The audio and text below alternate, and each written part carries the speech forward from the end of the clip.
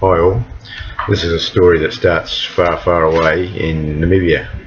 Back in October 2016, a couple of my mates and myself travelled to Namibia to Osombahe Nord with Marcus Michaelowicz from Queensland and about 3 or 4 other guys from over there as well. And this is the story that follows. The picture on your screen is actually of the Osombahe Nord homestead from Google Maps, and that homestead's probably about 100 or so k's, maybe 120 k's northeast of the capital of Namibia, which is Windhoek. So this is our story, or part thereof, just a little bit of fun that a couple of us had around a particular dam on a neighbouring property to Osombahe Nord. The photo you're looking at now is actually of the dam where quite a bit of the action took place. Mate Leon and myself managed to score ourselves a couple of warthogs there. It's also where I shot my 58-inch kudu, and Leon got a baboon there as well.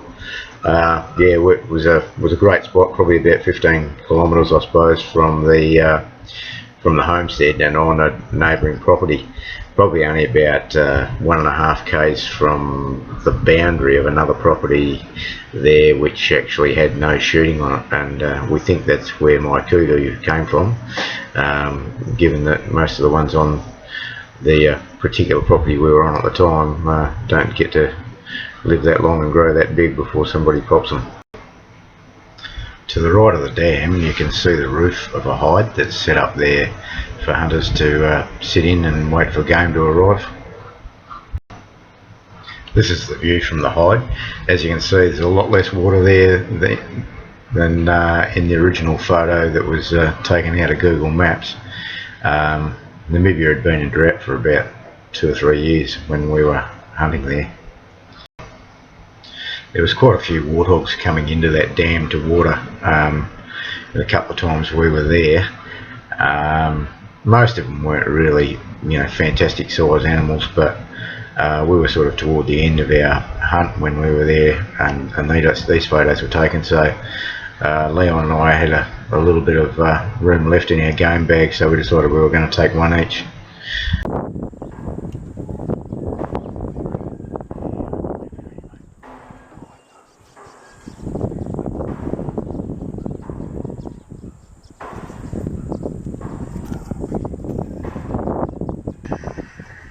Just keep an eye on that pig at the back left there.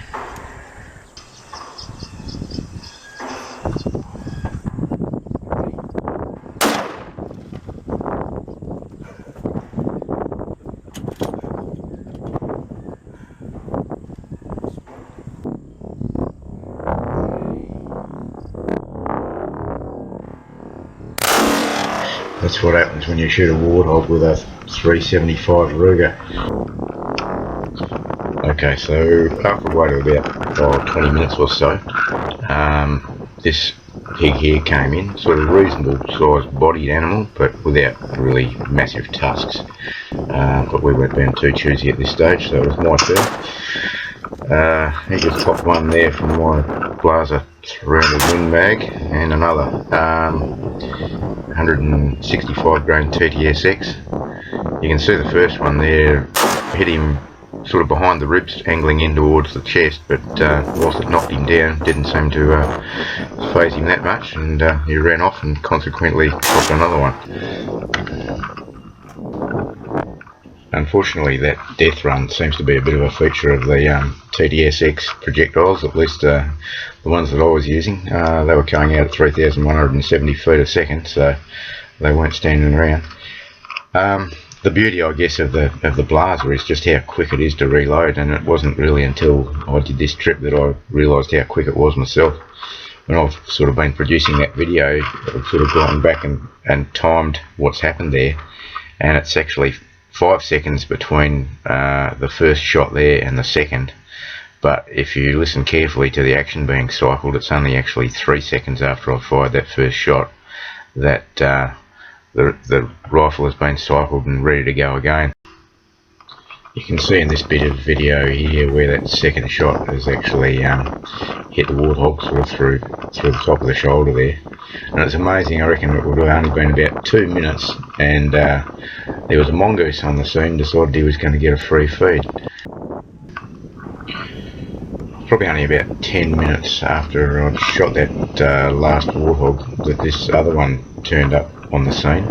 It came in from behind the hide that we were sitting in. It was pretty obvious he was wanting a drink, but he had wind of that other dead hog. A couple of days earlier, I'd shot this kudu on that same dam. Well, it was actually the day before. So you can see Leon and I there sitting with him. Leon got a baboon later that same night that we were there as well, actually. So it was a pretty productive little spot for us. But anyway, the rest of that's a story for another time. So thanks for listening.